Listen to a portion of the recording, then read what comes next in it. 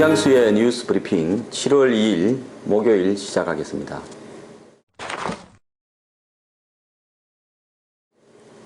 막 새누리당 최고위원회가 중단이 되었다고 합니다. 새누리당 최고위원회에서 김태호 최고위원이 본인의 발언을 마치고 또 전달이 잘 안되니까 한 말씀 더 드리겠다라고 유승민 원내대표의 사퇴를 거듭 촉구하자 김무성 대표가 갑자기 자리를 박차고 일어나며 회의를 끝내라고 이야기했답니다. 그러자 김태호 최고위원이 잇따라서 대표가 이렇게 할 수 있느냐, 사퇴할 이유가 충분히 있다, 이렇게 하면서 같이 퇴장을 했고, 김학용 대표 비서실장이 나무라는, 한마디로 개판 5분 전의 상황을 연출했다고 합니다. 자, 새누리당 최고위원회 지금 산으로 가고 있습니다. 김무성 대표는 지금 며칠째 아슬아슬한 줄타기를 하고 있습니다. 유승민의 사퇴냐 아니냐. 김무성 대표는 혹자들은 몸통이고 유승민 원내대표가 꼴이다라고 비판을 하고 있습니다. 자, 거부권 정국을 초래한 국회법 개정안 파동에 있어서 김무성 대표가 과연 몸통인가? 몸통이 아니라면 김무성 대표는 왜 유승민 원내대표 사퇴를 이렇게 막으려고 하는가? 자, 어제 청와대의 예산과 관련된 결산 심사가 있었는데, 국회 운영위원회에서요. 근데 청와대하고 최근에 관계가 민감하니까 연기했다고 합니다. 또 어제 있었던 최고 중진회의는 비공개로 하게 했고, 김무성 대표는 박 대통령이 참가하던 민주평통회의에 초대를 받았지만 불참했고, 아마 어색한 대면을 피하기 위해서가 아닌가, 이렇게 언론은 짐작하고 있습니다. 그리고 소속 국회의원들에게 언론 인터뷰를 자제하라고 자제령을 내렸습니다. 자, 유승민 원내대표는 아무 일도 없었듯이 평소처럼 행동하고 의정활동을 했습니다. 압박을 받고 있지 않느냐 라는 질문에 전혀 압박을 받고 있지 않다라고 이야기하면서 김성태 의원 자신을 최근에 많이 옹호해왔죠. 소주 한잔 사겠다 했습니다. 자, 유승민 원내대표 이제는 슬슬 청와대를 향해서 조롱하는 듯한 분위기도 보입니다. 자, 이런 와중에 지금 보수 언론들은 비박 비노의 신당이 만들어질 수도 있다 하면서 박 대통령을 압박하고 있습니다. 자, 박 대통령이 판을 따로 꾸린다면 비박 비노가 신당을 차려서 일당이 될 수도 있다. 그리고 더 나아가서 지금 야권에서는 박 대통령이 선거법을 위반했다, 즉 국민이 표로 심판해달라고 한 거부권 행사 당시에 박근혜 대표의 국무회의 발언에 대해서 이 선거법에 위반이 된다, 탄핵이 돼야 된다 이야기를 하고 있습니다. 더 나아가서 지금 여야의 박근혜 대통령을 반대하는, 이번에 국회법 개정안에 동의했던 정도의 국회의원들이 개헌을 밀어붙일 수도 있다고 은근히 군부를 떼고 있습니다.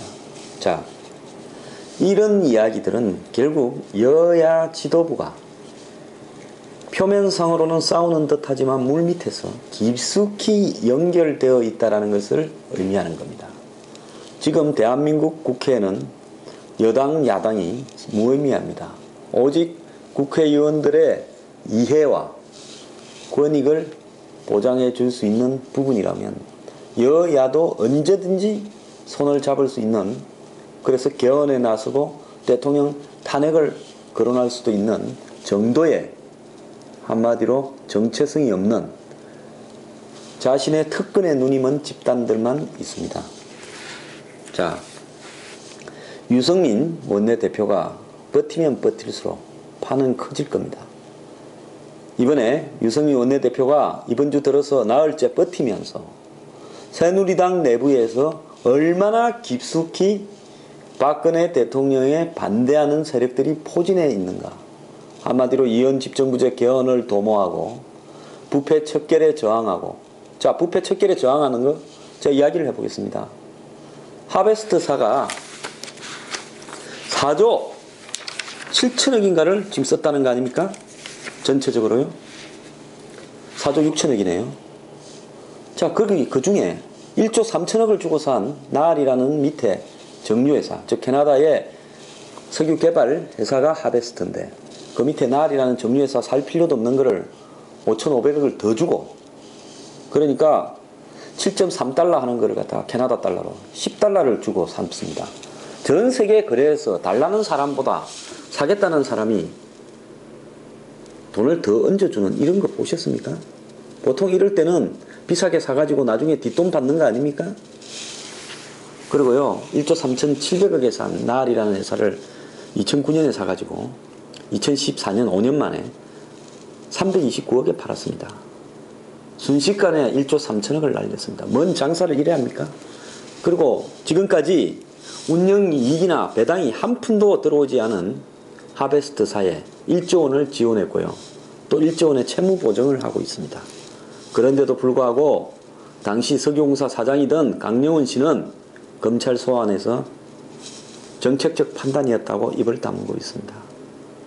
자, 방산비리 곳곳에서 거물것들을 지금 잡아들이고 어제도 정모 씨가 구속이 됐죠.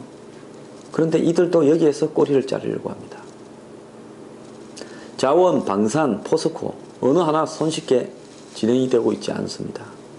자, 이 배경에 새누리당의 친이 비박들이 지금 박근혜 정부의 부패 척결을 막는데 혈안이 되어 있지 않습니까? 그런 사람들이 이번에 유승민 원내대표를 지키는데 집단적으로 나서서 의총에서 떠들고 최고중진회의에서 떠들고 최고위원회에서 떠듭니다.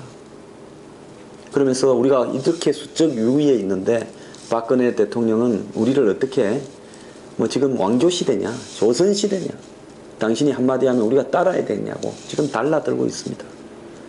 대한민국 대통령 중심제 체제에서 역대 듣도 보도 못한 희귀한 일들이 벌어지고 있습니다.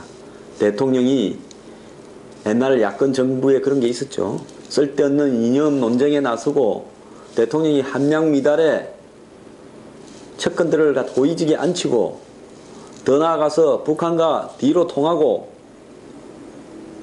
그러면서 부정부패는 만연하고 재벌이 정권을 뒤에서 움직이고 이런 상황에서 대통령의 권위가 한 자리 숫자로 실추해서 여당 의원들이 대통령을 버리고 떠나던 것과 지금 부패 척결이나 사회개혁에 나서고 있다고 하고 측근 비리 한 건도 없는 박근혜 대통령의 문제는 엄연히 다른 겁니다. 그럼에도 불구하고 새누리당 의원들이 지금까지 박근혜 대통령 임기 초반에 마지못해 입을 좀 다물고 있다가 이제는 아예 집단적으로 당은 우리에게 넘어왔다. 대통령 당신 함부로 떠들지 마라. 우리가 당신을 시키면 우리가 마음대로 통제되는 줄 아느냐라면서 자신들의 파워를 이번 주 내내 과시했습니다. 김무성 대표 이들에 대해서 사실상 방치하고 있는 거 아닙니까? 양다리가 아니라 사실 이들 편을 들고 있는 거 아닙니까? 이제요 나흘간을 끌면서 새누리당이 얼마나 내부가 한마디로 분권적 개헌을 해서 서로 간에 이권을 나누어 먹으려고 하는 탐욕스러운 세력들에 장악되어 있는가, 그리고 부패 척결이나 공무원 연금 개혁, 노동 개혁 같은 사회 개혁을 막으려고 하는 세력들이 판을 치고 있는가 입증이 되었습니다.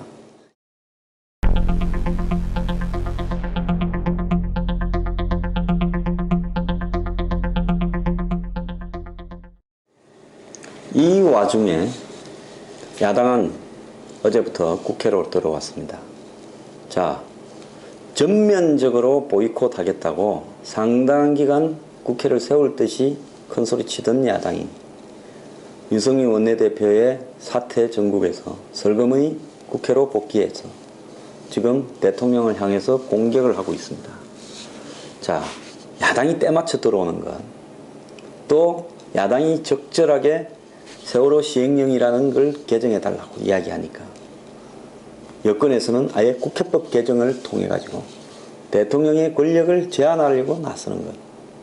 또 대통령 거부권 행사에 대해서 여권은 그 부분에 대해서 대통령이 화가 났으니까 뭐 우리가 좀 상정 폐기하는 쪽으로 가자라고 이야기하고, 야권은 전면 공격에 나서서 떠들고 있는 것.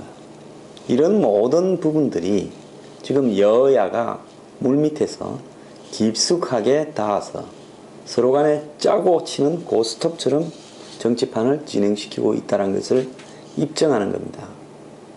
오늘 조선일보는 여왕과 공화국이라는 제목으로 칼럼을 썼습니다.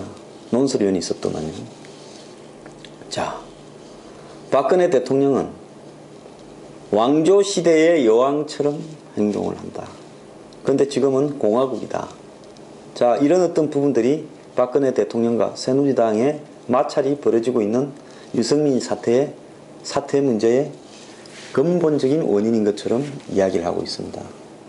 자, 대통령도 본인의 캐릭터가 있을 수 있고, 그 캐릭터는 나름대로 독특할 수도 있고 시대에 조금 안 맞을 수도 있습니다. 그렇지만은 중요한 것은 대통령의 캐릭터에 관한 본질의 문제가 아니라 대통령이 무엇을 하고자 하는가 하는 문제로 대통령을 평가해야 됩니다. 오바마 자체의 캐릭터에 문제가 있을 수 있습니다. 우유부단하고 어물어물하면서 넘어가다가, 하지만 결정적일 때는 치고 나와서 일처리는 합니다. 자, 박근혜 대통령의 캐릭터, 그 이전에 역대 한국 모든 대통령의 캐릭터에 다들 독특했죠. 그런데 도둑질 안 하는 캐릭터만은 박 대통령한테 유일하게 없습니다.